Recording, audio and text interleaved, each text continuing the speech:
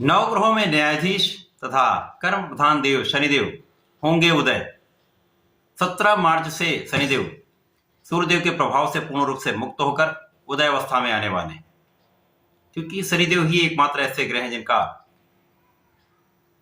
सबसे अधिक राशियों पर प्रभाव पड़ता है तथा ये सबसे अधिक किसी राशि में गोचर भी करते हैं।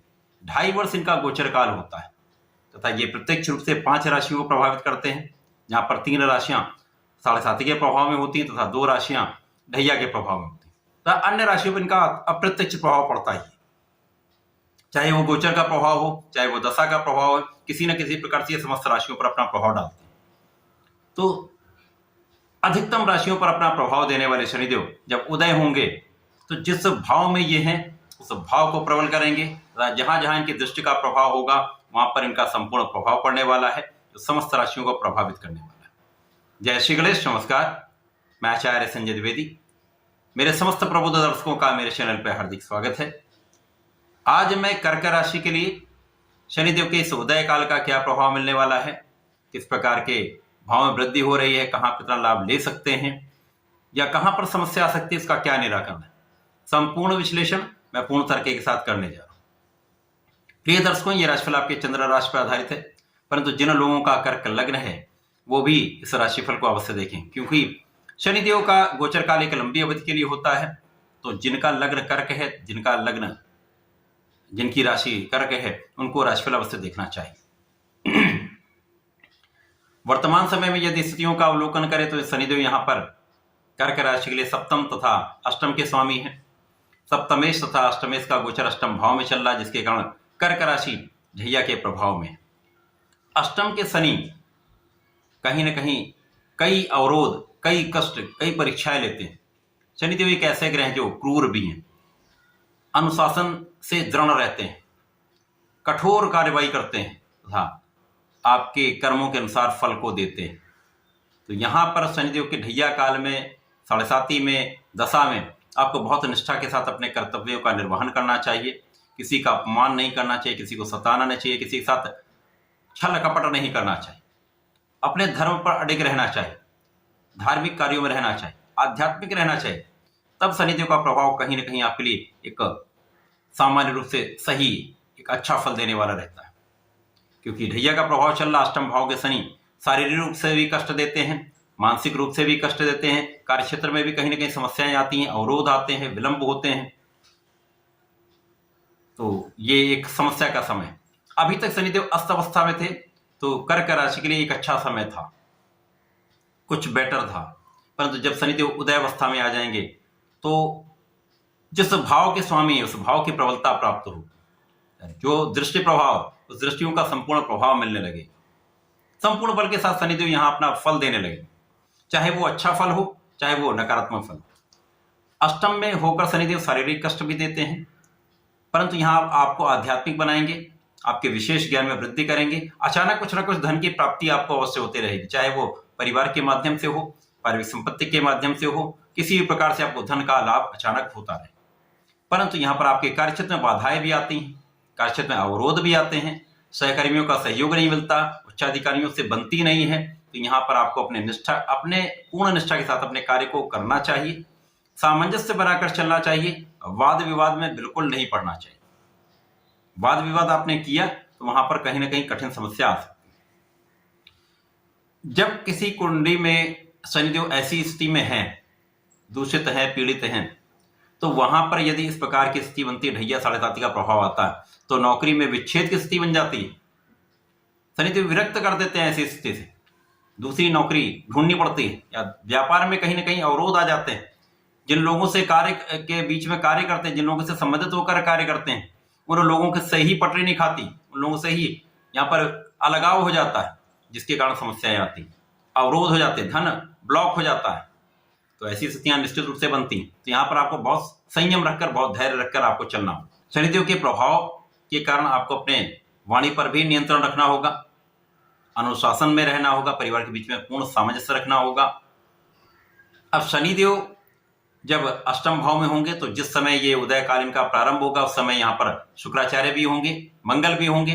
अब चूंकि यहाँ पर मंगल यहाँ आपके कर्म क्षेत्र के स्वामी हैं, शुक्राचार्य यहाँ पर आपके लाभ तथा सुख के स्वामी, तो यहाँ पर निश्चित रूप से इन समस्त कारक भाव में कुछ कमी आएगी, क्योंकि शुक्राचार्य का प्रभाव अष्टम में एक अच्छा प्राप्त होता है, शनिदेव मित्रवत होते हैं, तो यहाँ पर आपको धन का लाभ, जैसे मैंने कहा कि लाभ कुछ ना कुछ आपको होता रहेगा, परंतु यहाँ पर एडिक्शन आपका बढ़ सकता है। यदि लोग कुछ व्यसन में है, किसी प्रकार का कोई एडिक्शन है, तो वहां पर आपको इनसे पूर्ण रूप से बचना चाहिए, त्याग देना चाहिए। यदि आप ऐसा नहीं करते तो आपके भोग विलास की वृद्धि के कारण समस्याएं बढ़ सकती हैं। किसी का अपमान न करें। इसी प्रकार से कार्यक्षेत्र में बहुत संयम के साथ आपको चलना पड़ेगा। कार्यक्षेत्र में कहीं ना कहीं यहाँ पर स्थानांतरण की समस्या आ सकती है। आपके मन के अनुरूप आपको पद की प्राप्ति नहीं होती है, मन के अनुरूप आपका ट्रांसफर नहीं होता है, तथा कार्य क्षेत्र में भी अवरोध निरंतर बने रहते हैं, जिसके कारण कार्यक्षेत्र की संपूर्ण रूप से लाभ आप नहीं ले पाते, कार्यक्षेत्र में संपूर्ण सफलता नहीं मिलती, परंतु आपको धैर्य के साथ अपने कार्यक्षेत्र में लगे रहना। शनिदेव का प्रभाव के पंचम भाव को अवश्य प्रबल करने वाला है। अब पंचम भाव जो कि ज्ञान का भाव है, शिक्षा का भाव है, संतान का भाव है, यहाँ पर निश्चित रूप से आपके इन भावों की प्रबलता आपको प्राप्त होगी। संतान पक्ष बलवान रहेगा, संतान से आपको सुख की प्राप्ति भी होगी, संतान पक्ष से आपको लाभ भी होगा, परंतु यहाँ पर कुछ दूरी की संभावना भी है। इसके साथ साथ कुछ मतभेद की संभावना भी हो सकती है, परंतु लाभ आपको उनसे मिलने वाला है। शिक्षा ज्ञान का संपूर्ण उपयोग करके यदि किसी कार्य में आप लगे रहते हैं, संपूर्ण प्रयास करते हैं, तो आपको लाभ तो 100% मिलेगा। जो लोग शिक्षा ज्ञान के क्षेत्र में हैं, उनको अच्छा लाभ मिलने वाला है। यदि आप विद्यार्थी हैं, शिक्षा ले रहे हैं, तो यहाँ पर किसी प्रकार की कोई समस्या नहीं है। केवल आपको संपूर्ण परिश्रम करना है, अपना संपूर्ण प्रयास करना है। आप संपूर्ण प्रयास करते रहेंगे, निष्ठा के साथ आप अपना कार्य करते रहेंगे, सफलता मिलकर रहेगी। जो लोग प्रतियोगिता परीक्षा की तैयारी कर रहे हैं, उनके लिए थोड़ी सी स्थिति कठिन है। यहाँ पर आपको अपने परिश्रम को संपूर्ण रूप से लगाना पड़ेगा, पूर्ण प्रयास करना पड़ेगा, जुटे रहना पड़ेगा, तब आपको सफलता मिलेगी। शनिदेव यही तो कराते हैं, आपके धैर्य की परीक्षा लेते हैं। कितना प्रयास किस प्रकार से कर रहे हैं उसका अवलोकन करते हैं, तब आपको उसका लाभ देते हैं। परंतु शनिदेव का जो फल होता है वो बहुत विशिष्ट होता है, आपको बहुत सिखाकर आपको बहुत लाभ देने का होता है।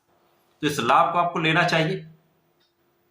यहाँ पर गुरुओं का आपको सम्मान करना चाहिए, बड़ों का आदर करना चाहिए, माता पिता का आशीर्वाद लेना चाहिए, तथा यहाँ पर आपको जो भी लगे, किसी की भी सहायता आप कर सकते हैं, जिसको आप लगे कि इसकी सहायता कर सकते हैं आप, चाहे वो मानसिक रूप से आप सहायता करें, चाहे उसके धन के साथ सहायता करें, चाहे कि सामग्री के साथ आप सहायता करते हैं, तो सहायता करनी चाहिए। विशेष रूप से किसी सफाई कर्मी को यदि शनिवार को आप कुछ दान करते हैं तो विशेष लाभ मिलता है।